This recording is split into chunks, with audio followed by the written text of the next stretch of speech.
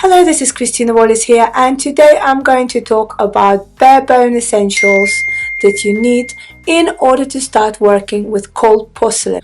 So the first thing you need is, of course, the board. Yes, you can make some flowers without the board, but this is your space, this is your statement, this is your little flower world. That's where it begins and that's its borders. And so it's your mini workstation, and this is petal base. Basically it's a vegetable base greaser.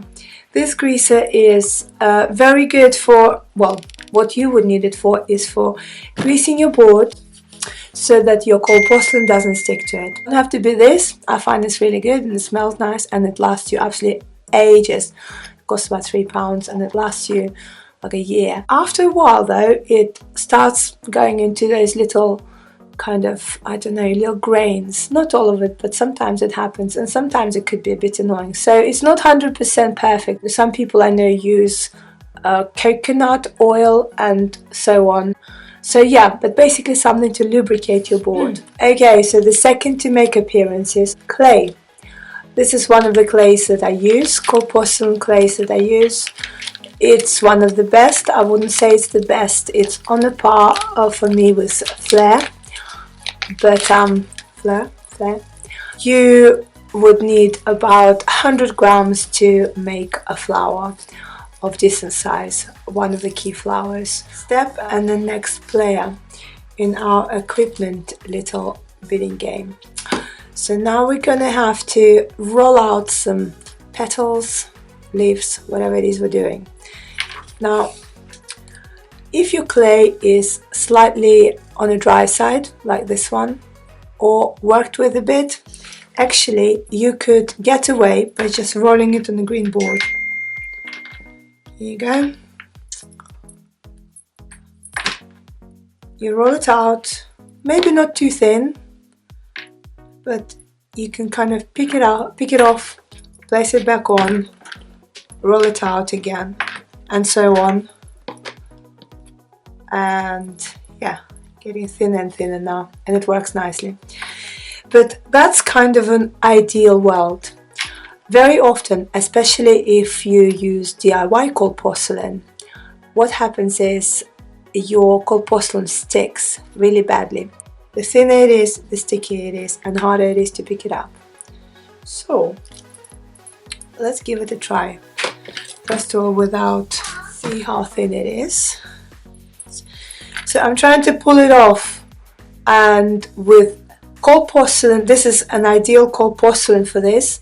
In ideal condition, in ideal state of freshness and dryness. If it was drier, you probably wouldn't have rolled it out quite as thin as that, and if it was any fresher, it would be sticking like hell. Okay, so it's very, very thin. You can kind of read stuff through it, and it could go thinner if you want to make kind of a nice wildish garden rose. I'm going to dust it here and I'm going to put it back in. Now with the same rolling pin, you can now roll it even thinner. Do you see what's going on? Roll it even thinner. And then you can roll it even thinner, and later I will show you how to make it even thinner than this. You would need a different thing. But actually, if you're just a beginner and you just starting on all this, this is probably as thin as you would need it for a long time, if not forever, because it is actually very thin. So from this one, with this one, you would need a cutter. You would need some kind of a cutter to cut out your shape. You won't be able to do a freehand with it once it's rolled out. From this one, with this one, you would need a cutter. You would need some kind of a cutter. And so here goes the cutter. Cutters, you would need different cutters for different flowers. Many people begin with rose and it takes them a long time, and there are so many roses that you could, you know, just spend years just making roses. There is one called Porcelain Artist in UK whose roses are amazing, and that is all she does really. She hardly ever makes any other flowers and she's really made her roses perfect. So, and she, because of what she does and how she rolls, she never really needs any but this cutters. So once you have your cutter, you just take your roll out, and yeah, this is the next little tool. It's basically, there's a new tights, a new emphasis on the word new tights doubled up with a lot of corn flour in it, and I think it works really nice. Some people hate it. You can actually buy a little shaker as well. I prefer this. I prefer the look and aesthetics of the shaker, but actually the way it spreads the corn flour, I prefer this, and certainly it costs you nothing. So we are kind of trying to cut the costs here, because it's a bare bone essential kit we're talking about. So here, your cutter, if it's a good cutter, it would be easy to cut with. If it's uneven, not very nice cutter, then you might struggle a little bit. This one is not a very good cutter, so see how we get on. So you place it on, you try to press on it evenly, and then you fiddle a little bit before you kind of lift it up, and yeah, not being a very good cutter, and this all being very thinly spread. You're facing with this.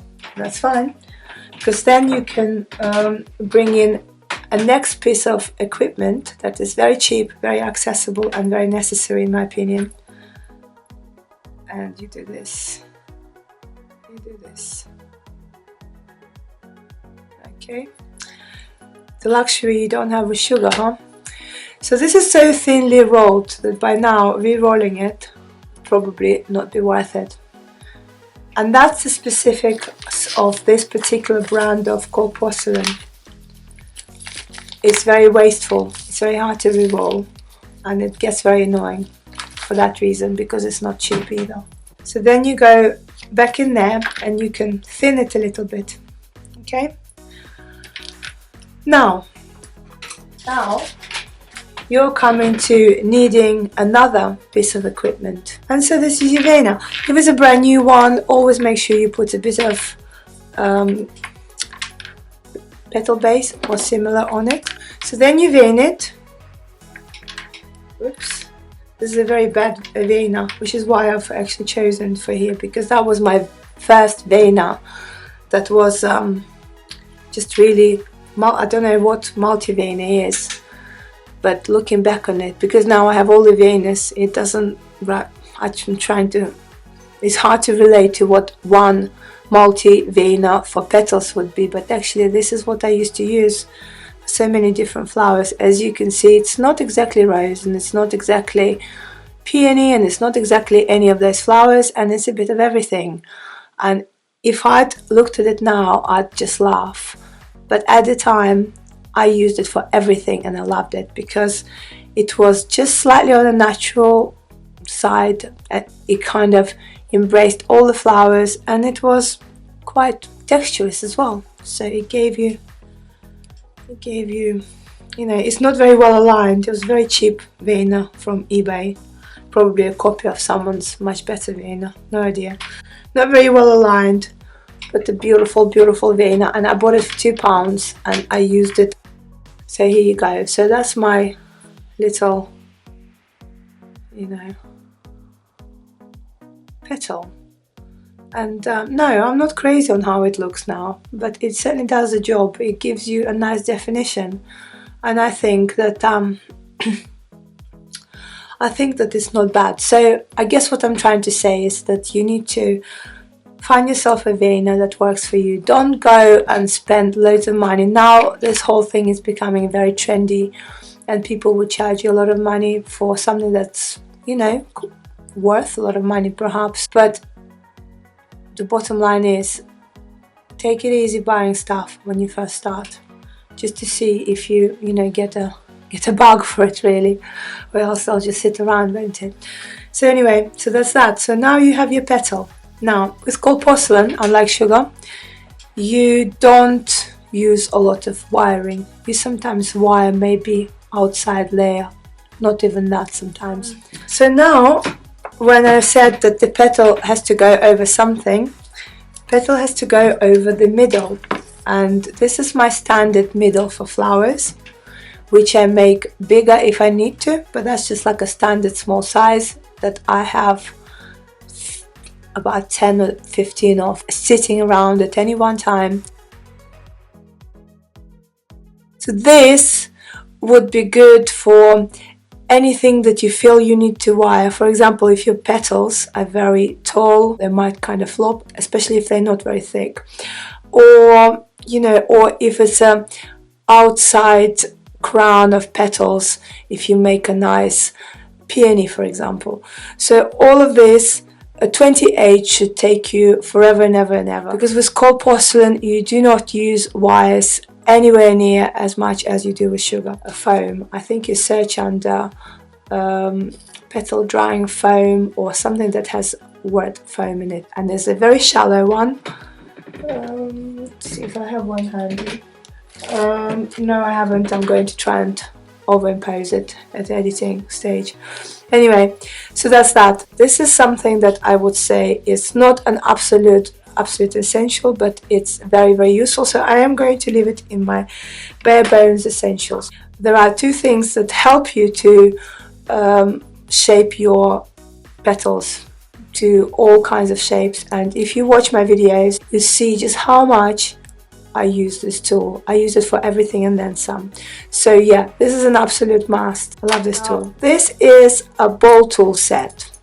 Now it's 4 ball tools and they're not sold separately, and in all fairness you actually need all 4 of them for different shapes and bends and, you know, curves within the same flower very often. So yes, you need all of them. This is something you can pick up for like £3 on eBay these days, or maybe 5 or something like that, with postage. So brilliant, an absolute must. There is no getting away from it. This is really, really good. So the next thing would be glue.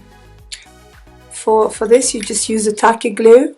This is my favorite kind of glue, and it's like £3 and it lasts you forever and ever and ever. These pots, you can buy as many or as few of them as you want in Boots, or I think you can buy packs of 4 for about £3 or so. If you have water in it for smoothing your stems, for example, then you can cover it so water doesn't go spilling, or you can put water over glue, and that way your glue doesn't start getting dry unless you particularly need to get it a little bit drier. So as you can see, we are getting to quite a big bunch of things, but none of them are incredibly expensive, and none of them are, you know, impossible to find in UK. So I don't think it's looking all that bad.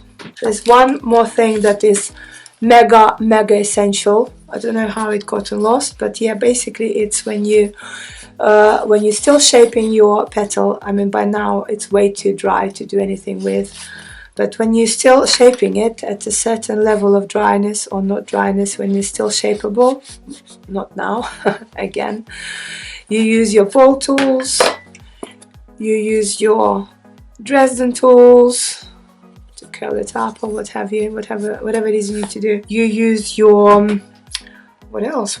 Oh yeah, you could use your one of this. So this is an absolute must.